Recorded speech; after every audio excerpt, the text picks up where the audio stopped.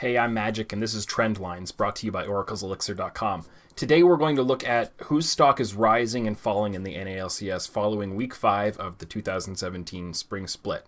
So first up, I want to look at a team that seemed to have lost their way for a while, but they're bringing it back around, and that's Dignitas.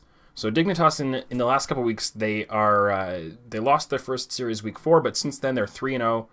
They've gone 6-1 in games in those series. They've beaten Team Liquid, Envious, and FlyQuest. So they've really been bringing themselves back to the forefront. Season 1, or rather Week 1, when they first came in, they were really doing well for themselves. They were being discussed as, looking like one of the strongest teams. They've kind of been a little inconsistent since then, but now they've put a good run together. They're putting themselves back into the conversation. And I think the main reason they're trending up is not because of any changes in this player's play, but just the continued excellence of Ssumday, who's the main person I want to talk about on this team at the moment. Ssumday has been, he came into the league as one of these rare kind of superstar imports at the height of his strength, and entered LCS with this status, and he is really delivering on that hype in ways that generally imports haven't really done in their first split here. Think about Impact and how long it took him to get back to being a star, like a really consistent star player.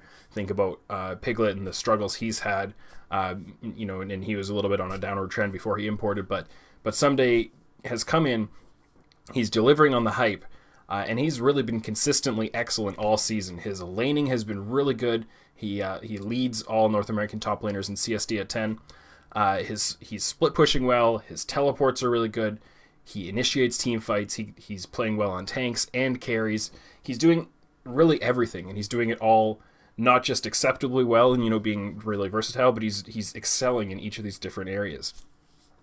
So I think we've seen some very rare mistakes from him, but they're usually coming down to team coordination or some kind of communication that isn't really just on the single player. It's on how the team is playing as a whole. One thing I might point out is a couple of his teleports have been kind of speculative. Like he hits the teleport really early, hoping that he's going to be able to make a play with this, and it doesn't really pan out. But that's a problem that, like I said, sort of comes down to communication, but is also just him being more aggressive than maybe he needs to be, and that's a much better problem than than the alternative, which is not using his teleport quickly enough or missing opportunities. So I think Ssumday really deserves a lot of praise right now. Like I said before, statistically, he's leading in CS difference at 10 minutes, gold difference at 10 minutes.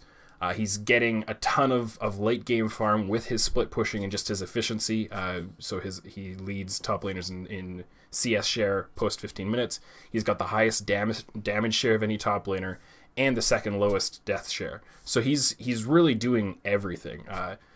Watching him in play Shen a couple of games recently, and just watching him team fight on that was just so good. His champion pool is really diverse. He's played a lot of Maokai, as everybody should, but he's also picked up a lot of different carries and 9 total different champions so far halfway through the split. So I don't think there's enough praise to give to this guy so far. I think Dignitas' success has had a lot to do not with how well Ssumday is playing on any given day, but on how well the team is playing around him and making use of him. Matching his contributions to the series. We've seen when Keen does well, the team is able to push it over the top. When Chaser has a better game, they're able to kind of find those wins. But when the other players are kind of at the average or below level, the team is struggling to really get it done, and that does not have anything to do with Ssumday underperforming, in my opinion. So there are some concerns for Dignitas if they want to keep this momentum going. In this stretch of games, they've beaten FlyQuest, but Team Liquid and Envious are two of the lower teams in the league at the moment. That doesn't mean as much as it might have in the past, because so far all 10 teams have shown this split that anybody can beat anybody, and there are no free wins. There are no easy wins at all this split. So strength of opposition isn't really a big argument against this run. I don't think you can make a big strength of schedule argument in any direction right now. But there are some potential concerns for Dignitas. Their early game rating has been really low in these past 3 series. Overall, they've only had about a 40 early game rating, so below a 40% chance to win as of 15 minutes. That's not very good. With Stunt in the lineup, that's been as low as 25, an average of a 25% chance to win at 15 minutes. That's really not good enough. A lot of it comes down to both Lot and Chaser are averaging pretty big gold deficits at 15 minutes. So that's a pretty unsustainable pace. They're really going to need to bring that early game around, and we did. If you go back to previous videos I did previewing the season, we knew that early game would probably be a bit of a struggle for this team, that Ssumday would probably hold his own, but the other guys might struggle a bit, and we are seeing that. So this is something that if Dignitas want to continue their success, make a run into the playoffs, they've got to improve on their early game and just get more consistent, because Ssumday's doing everything he can, and the rest of them really need to pick it up. On the other side of the coin, we've got a team that their stock has really been falling, and that is FlyQuest. So what we've seen is, in the last 3 series, the opposite story of Dignitas, and obviously one of those series was against Dignitas, but FlyQuest are 0-3 in their last series. They've won only 2 games in those 3 series, which isn't too bad, considering that, you know, that at least they're not just getting 2-0 over and over again. But so they fall into Cloud9, to TSM, and to Dignitas, as we were just talking about. So that's some pretty stiff opposition. Like I said a second ago, strength of schedule, you know, it's a factor, but it's not really, it's not like there are, you know, SKT and the rest of the league. Like, NA is such an even league right now, which is really exciting. But there have been some kind of cracks exposed in FlyQuest's armor, and some of these teams have started to learn how to beat this this team that nobody could really figure out. So, you know, a couple of positive points for FlyQuest. Balls is performing a lot better than I expected prior to the season. He's playing his tanks. He's getting his work done. He's not standing out for the bad reasons that you might have feared that he would stand out. High is still playing really well in this last stretch. Obviously, he had the Orianna pentakill, and he's moving around the map doing the things that he's used to doing. He's not the stand up in lane, farm himself up into dominance, and then take over the game that way. He's, you know, all around the map, leading all kinds of movements, and obviously doing the shot calling. So, you know, I wanted to give some praise to those guys, but there have been problems breaking out for the team overall. Their team fighting is starting to look like more of a concern. You know, they're really decisively aggressive. They are all willing to jump in as a team, make these calls, go at something, and be coordinated, which is really good, but they aren't discriminating enough, in my opinion, about what is and isn't a good opening to engage on. They see, hey, you know, we might be able to catch somebody here, let's go, and they all go together, but maybe they need to think a little more, and this is something that has always been a hallmark of High's shot calling. Everything about this team really is hallmarks of the way High's teams work, but they need to think a little bit more about, is this an opening that, you know, what's the percentage chance of success on this one, kind of, if you don't actually think that way on the fly, but that thought process of, is this just a 50-50 or is it a 70-30 scenario, and, you know, we should go for those, and every team's threshold for what's an acceptable level of risk reward is going to be different, but FlyQuest has fallen a little too far down, I think. So I think they need to tighten that up a little bit, maybe be a little bit more careful. I also think, obviously, their drafts this past week were overly creative. I think it's really cool to be able to be creative in the drafts, picking things like Shaco and whatever else, Jarvan in the mid lane. But you need to be able to mix that creativity in with standard play.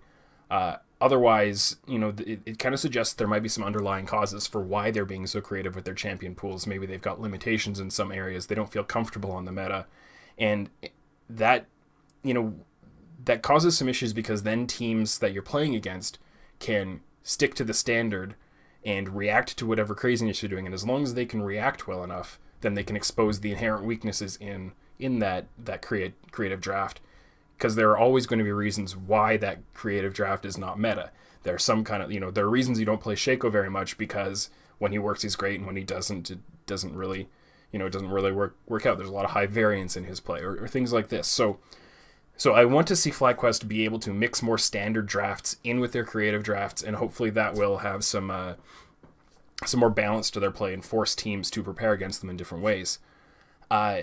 On a similar kind of level, but in terms of gameplay rather than building compositions, their Baron plays are getting attacked more and more consistently by their opponents.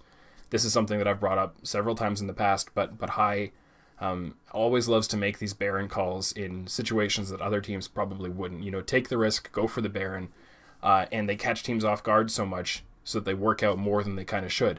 But more and more we're seeing that teams are becoming aware of this, catching FlyQuest at the Baron, and then even if the Baron's secured, they'll win a team fight, or sometimes they'll steal the Baron, kind of take over some of these coin flips that FlyQuest are pushing themselves into. So the risk level hasn't changed, but the reaction level from the opponents is starting to reduce the level of results for FlyQuest on these creative plays, because the creativity is becoming less surprising. So again, I think we need to see a better match of how FlyQuest play in the game, a better balance rather of mixing creative shot calls with standard shot calls, so that the surprises are more surprising. Because the overall story of this team in game, in my opinion, is that too many of their wins are coming from playing in unexpected ways. We saw this again against TSM, especially in games 2 and 3. So FlyQuest's win in game 2, their loss in game 3. In both of those games, it was really, really strange the way they played purely into the mid lane. So we had at one point that FlyQuest in game, I think it was in game 2, they dropped the middle inhibitor, and they still hadn't taken the outer tower in either side lane. And this is something you never see. The side lanes almost always fall before the mid lane, and you rarely get an inhibitor before taking inner towers elsewhere, because it's just so hard to push up a lane and go so deep without your minions able to kind of push the lanes and give you some extra pressure that allows you to get wards to cover your flanks and things like this. So if in a scenario like that, it's really hard for TSM to know what to do, because they never encounter a scenario where their middle inhibitor is getting attacked while their side lane outers are still up. Like, that's not something you have practice on. But while it's difficult for TSM to know the right way to attack that kind of setup on the map, the first time they see it, and it's still a little bit uncomfortable the second time, and awkward the third time, but after you play an entire game that way, and then the team that you're up against starts doing kind of the same thing the next game, well, suddenly you start to, you've had a conversation between games, the coaches have thought about it, the players have been talking about it, and now you figure out what to do to beat it. And it's FlyQuest playing the map in such a weird way gained them a win in game 2 that they shouldn't really have won, because TSM were controlling more of the game. But in game 3, it just that was enough for TSM to figure out how to beat it, how to use their complete control of both side lanes to actually end up taking the game. So, just like the drafts, it's a really cool skill set for FlyQuest to have, to be able to play in a creative and unusual way that leads to wins nobody else would be able to get. But if you can't mix the creative and unexpected wins with a good mix of standard and meta wins, then it's going to be really hard to sustain that success in the long term. So my question for FlyQuest, and rather about FlyQuest and the rest of the league as we go through the next 4 weeks, is can the rest of North America be smart enough and patient enough to do what TSM, Dignitas have done in the past couple series, punishing FlyQuest's unique tendencies by shot calling around these oddball scenarios, or by building compositions that have really good counter engage, which is something Dignitas did, playing really good counter engage team fights, because they know FlyQuest is going to keep coming at us and initiating, and if we just can play reactive team fights, then we'll win compositionally just through patience. So if the rest of North America can be that smart and that patient and figure out the unique ways to beat FlyQuest, then this is going to be a struggle for FlyQuest in the next 4 weeks.